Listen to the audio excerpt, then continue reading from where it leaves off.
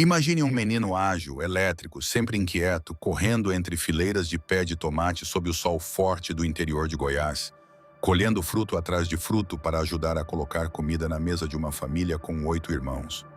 Nenhum vizinho daquela cidadezinha chamada Goianápolis, conhecida como a capital brasileira do tomate, imaginaria que aquele garoto cantarolando versos de Chitãozinho e Chororó enquanto trabalhava na lavoura se tornaria, décadas depois, uma das vozes mais amadas da música sertaneja, dono de uma fortuna que ultrapassa dezenas de milhões de reais, patriarca de uma dinastia de artistas que hoje domina os holofotes do Brasil.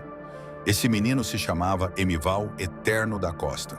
E antes de virar Leonardo, antes dos discos de platina, antes dos estádios lotados, antes de ser sogro, pai e avô de estrelas, ele foi colhedor de tomate, foi filho de meeiro, foi um garoto que dormiu com fome de sonho maior do que a realidade que a roça oferecia. Neste vídeo você vai conhecer a história que poucos fãs conhecem de verdade. A infância dura em Goiás, a mudança de cidade que quase destruiu a família, a dupla inseparável que ele formou com o irmão mais velho e a tragédia que no auge da fama quase o fez desistir de tudo. Fique até o final, porque o momento mais doloroso da vida dele foi, paradoxalmente, o que definiu o artista que o Brasil inteiro passou a admirar. Emival Eterno da Costa nasceu em 25 de julho de 1963, em Goianápolis, uma cidadezinha goiana que vive até hoje da produção de tomate. Era o quarto de 8 irmãos, filho de Carmen Divina Eterno e de Avelino Virgulino da Costa, um homem simples que trabalhava a terra dos outros como meeiro, dividindo com o dono da propriedade o pouco que a lavoura rendia. A vida da família Costa nunca foi fácil. Passaram por dificuldades financeiras constantes, dessas que obrigam crianças a crescer rápido demais, a entender cedo demais que sonhar é um luxo que precisa ser conquistado com trabalho. Em busca de uma vida melhor, a família chegou a se mudar para Carmo do Rio Verde, ainda em Goiás, tentando uma nova oportunidade que infelizmente não deu certo. Frustrados, voltaram para Goianápolis, onde o pai retomou o trabalho na lavoura de tomates e onde a rotina dura da roça voltou a definir os dias de todos ali. Foi nesse cenário de terra, sol e trabalho pesado que Emival cresceu ao lado de seu companheiro inseparável, o irmão Luiz José da Costa, quase 2 anos mais velho, nascido em 15 de agosto de 1961. Enquanto Luiz era o mais tímido, mais recolhido, mas já demonstrando talento tocando viola ao lado do pai nas rodas de música da família, Emival era o oposto completo. Elétrico, brincalhão, sempre em movimento, mas com um lado sério escondido por trás da agitação. E era justamente esse lado sério que o fazia diferente de qualquer criança comum daquela lavoura. Ele dava um jeito de ganhar mais dinheiro, se virava em trabalhos extras sempre que podia, e nunca se conformou verdadeiramente com a vida dura que a roça impunha. Enquanto colhia tomate sob o sol, cantarolava quase obsessivamente o repertório de Chitãozinho e Chororó, a dupla que ouvia no rádio da família e que se tornou, sem que ele soubesse ainda, o modelo do que ele mesmo um dia se tornaria. Luiz, o irmão mais velho, foi o primeiro a mostrar publicamente o talento musical, integrando uma banda chamada Os Dominantes, que tocava sucessos dos Beatles e de Roberto Carlos em festas da região. Emival, ainda garoto, assistia àquilo com um misto de admiração e ambição silenciosa. Ele cantava apenas para a própria família, nas rodas de viola puxadas pelo pai, mas guardava dentro de si um sonho que crescia a cada dia. Sair da roça, ir para a cidade grande, tentar a vida com a música. Não era um sonho fácil de sustentar. A realidade dos 2 irmãos era trabalho, e trabalho duro.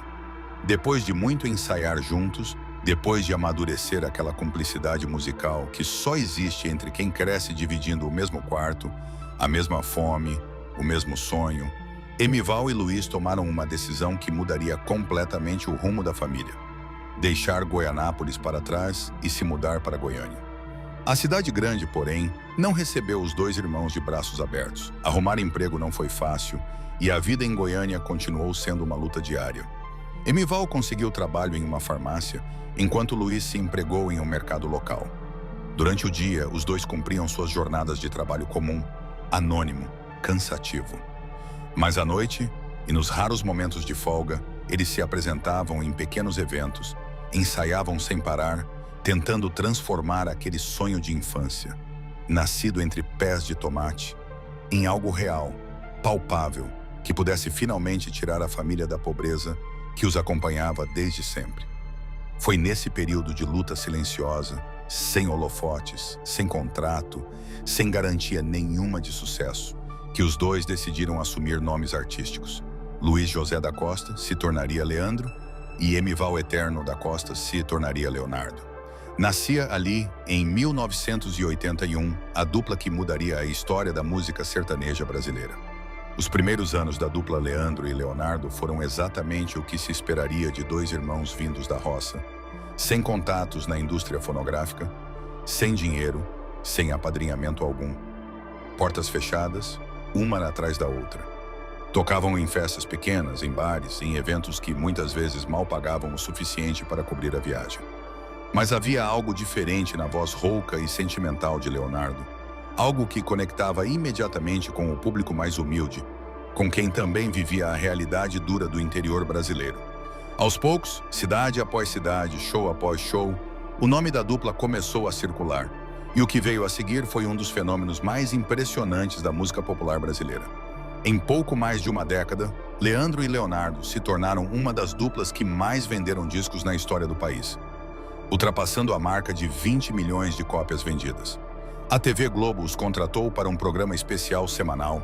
Multidões passaram a lotar aeroportos e hotéis só para vê-los de perto. E em 1995, os dois se juntaram a Chitãozinho e Chororó, justamente a dupla que Leonardo cantarolava quando ainda colhia tomate, e a Zezé de Camargo e Luciano, para criar o projeto Amigos, um dos maiores sucessos da televisão brasileira, com discos que também venderam milhões de cópias. Parecia que a família Costa havia finalmente deixado para trás, de vez, a pobreza da lavoura de tomates. Parecia que o sonho tinha vencido a realidade dura da infância. Mas foi exatamente no auge daquele sucesso estrondoso, quando a dupla se preparava para lançar um novo álbum chamado Um Sonhador, que a tragédia bateu à porta de uma forma que ninguém esperava. Leandro começou a passar mal, sentindo sintomas que inicialmente pareciam passageiros. Os exames, porém, revelaram algo devastador. Um câncer raro no pulmão. A luta foi intensa, mas curta. Em 23 de junho de 1998, Leandro morreu, deixando Leonardo, seu companheiro inseparável desde a infância na roça, completamente devastado. Mais de 2.000 pessoas compareceram para se despedir dele, e uma multidão de fãs se acumulou do lado de fora, incrédula diante da perda precoce de um dos maiores ídolos da música sertaneja. Para Leonardo, foi o momento mais difícil de toda a sua vida. Não era apenas a perda de um parceiro de palco, de um sucesso construído a duas mãos. Era a perda do irmão que dividiu com ele a fome da infância, o sonho impossível cantarolado entre os pés de tomate, as noites de ensaio em Goiânia depois de jornadas exaustivas de trabalho, a construção, tijolo por tijolo, de uma carreira que parecia impossível para dois meninos pobres do interior de Goiás. Devastado, Leonardo se afastou dos palcos por um bom tempo, tentando se recuperar de uma dor que parecia maior do que qualquer show, qualquer disco de platina, qualquer fortuna já conquistada. Muitos na época duvidaram que ele conseguiria continuar sozinho. Como reconstruir uma carreira, uma identidade artística inteira, depois de perder a metade que sempre esteve ao seu lado desde os tempos de roça? Mas o mesmo garoto que se recusava a se conformar com a vida dura da lavoura, que sempre dava um jeito de ganhar mais, de correr atrás do que parecia impossível, encontrou dentro de si a força para seguir em frente. Incentivado por amigos e familiares, Leonardo voltou aos estúdios em 1999 e lançou seu primeiro álbum solo, intitulado Tempo, um título que carregava um peso simbólico enorme. Era exatamente o tempo, a cura lenta e dolorosa que ele precisava atravessar para reconstruir sua vida sem o irmão. O disco marcou o início de uma segunda fase brilhante da carreira de Leonardo, consolidada anos depois com sucessos como Não Aprendi a Dizer Adeus. Uma canção que, para quem conhece sua história, carrega um significado ainda mais profundo. Ele seguiu gravando parcerias com grandes nomes do sertanejo, manteve viva a amizade e a parceria musical com Chitãozinho e Chororó, seus ídolos de infância, e construiu, ao longo das décadas seguintes, um patrimônio artístico e financeiro que o colocou entre os maiores nomes da história da música brasileira. Hoje, Leonardo é muito mais do que um cantor.